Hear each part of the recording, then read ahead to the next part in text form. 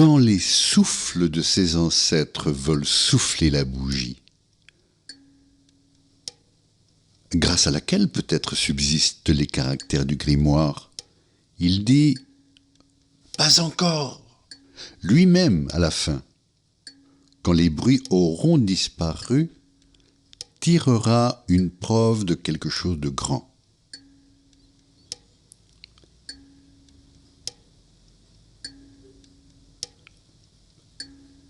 Pas d'astre, le hasard annulé, de ce simple fait qu'il peut causer l'ombre en soufflant sur la lumière. Puis, comme il aura parlé selon l'absolu, qui nie l'immortalité, l'absolu existera en dehors, l'une au-dessus du temps, et il soulèvera les rideaux, en face.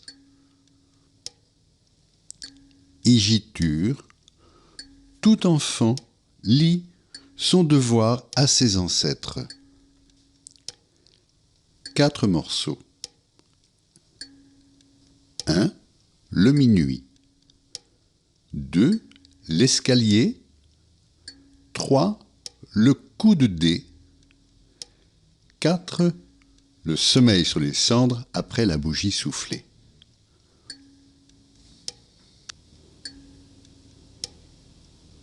À peu près ce qui suit. Minuit sonne. Le minuit où doivent être jetés les dés.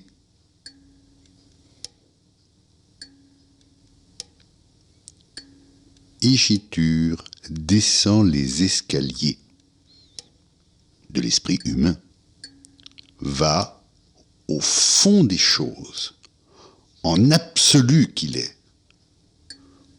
Tombeau, cendre, pas sentiment ni esprit, neutralité.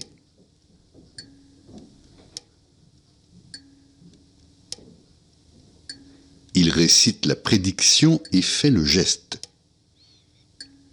Indifférence. Sifflement dans l'escalier. Vous avez tort. Nulle émotion. L'infini sort du hasard que vous avez nié. Vous, mathématicien expirate, moi, projeté absolu, devait finir en infini.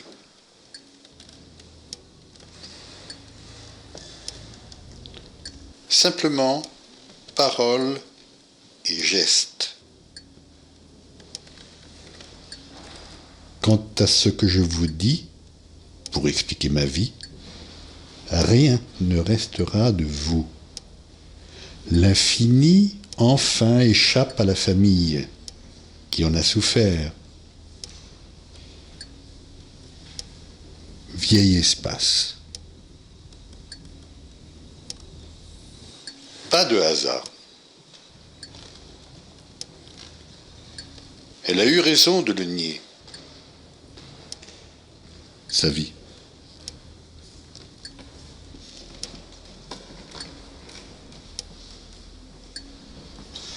Pour qu'il ait été l'absolu. Ceci devait avoir lieu dans les combinaisons de l'infini vis-à-vis de l'absolu. Nécessaire. Extrait l'idée. Folie utile.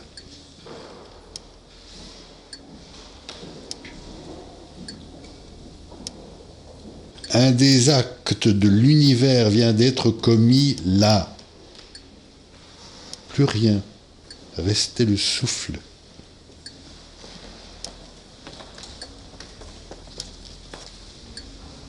Fin de parole et gestes unis. Souffle la bougie de l'être, par quoi tout a été. Preuve. Creusez tout cela. So now,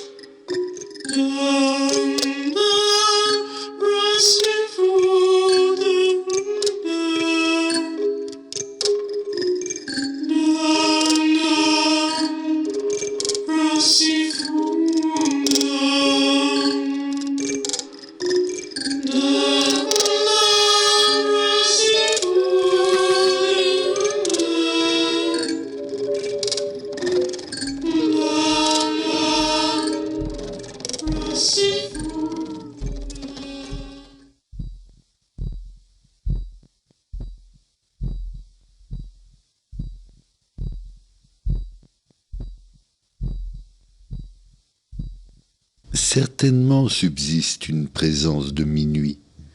L'heure n'a pas disparu par un miroir, ne s'est pas enfouie en tenture, évoquant un ameublement par sa vacante sonorité. Je me rappelle que son or allait feindre en l'absence un joyau nul de rêverie, riche et inutile survivance, sinon que sur la complexité marine et stellaire d'une orfèvrerie se lisait le hasard infini des conjonctions. Révélateur du minuit, il n'a jamais alors indiqué pareille conjoncture.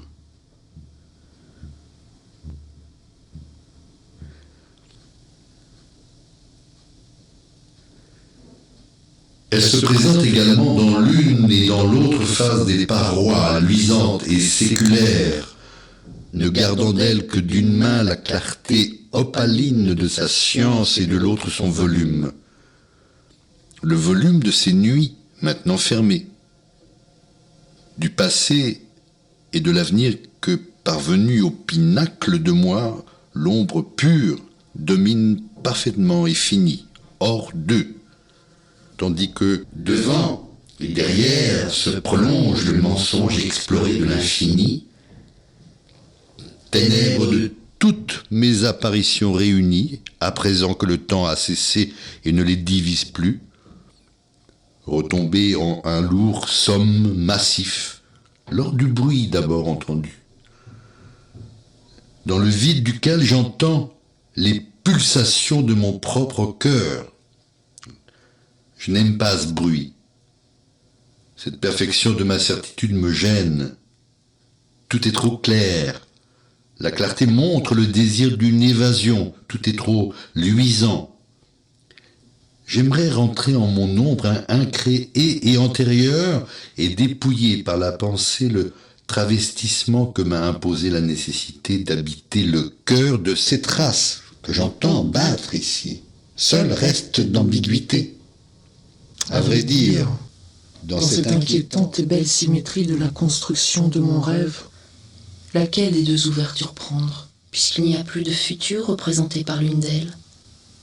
Ne sont-elles pas toutes deux à jamais équivalentes? Ma réflexion. Dois-je encore craindre le hasard, cet antique ennemi qui me divisa en ténèbres et en temps créé, pacifiés là tous deux, en un même somme? Et n'est-il pas par la fin du temps qui amena celle des ténèbres, lui-même annulée? Bref, dans un acte où le hasard est en jeu, c'est toujours le hasard qui accomplit sa propre idée en s'affirmant ou se niant. Devant son existence, la négation ou l'affirmation viennent échouer.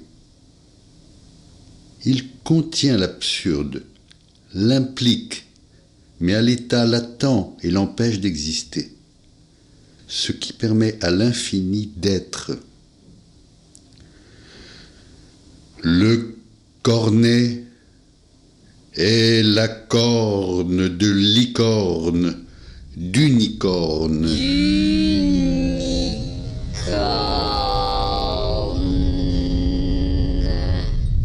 Mais l'acte s'accomplit.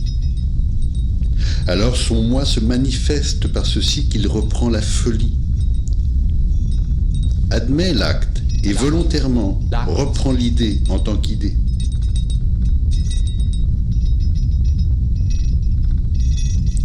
Et l'acte, quelle que soit la puissance qui l'ait guidé, ayant nié le hasard,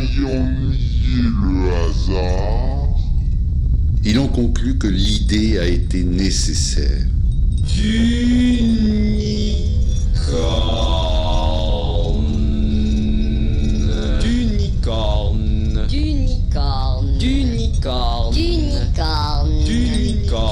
Ayant nié le hasard.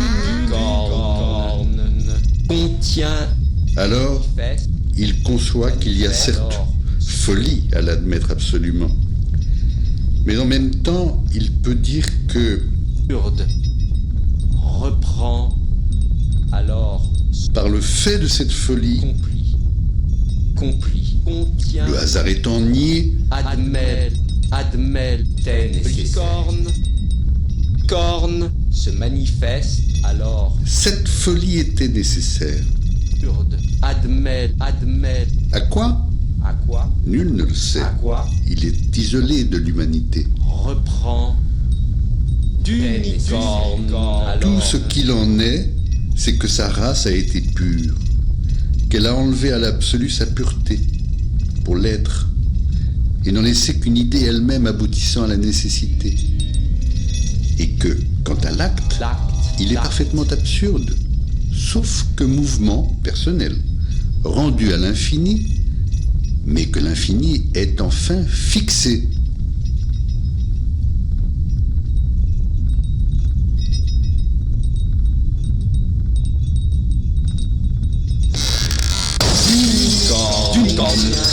Compli. Reprend. Alors. Igitur secoue simplement les dés, mouvement avant d'aller rejoindre les cendres, atomes de ses ancêtres. Le mouvement qui est en lui est absous. On comprend ce que signifie son ambiguïté.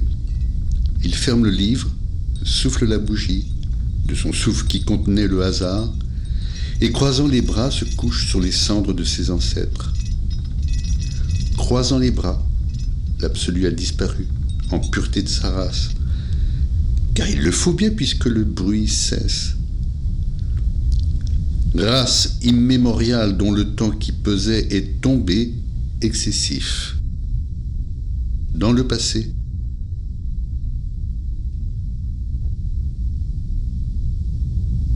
Et qui, pleine de hasard, n'a vécu alors que de son futur. Ce hasard nié à l'aide d'un anachronisme, un personnage suprême, incarnation de cette race qui sent en lui, grâce à l'absurde, l'existence de l'absolu, a, solitaire, oublié la parole humaine en le grimoire et la pensée en un luminaire, l'un annonçant cette négation du hasard, l'autre éclairant le rêve où il en est. Le personnage qui, croyant à l'existence du seul absolu, s'imagine être partout dans un rêve, il agit au point de vue absolu, trouve l'acte inutile. Car il y a et n'y a pas de hasard. Il réduit le hasard à l'infini, qui, dit-il, doit exister quelque part.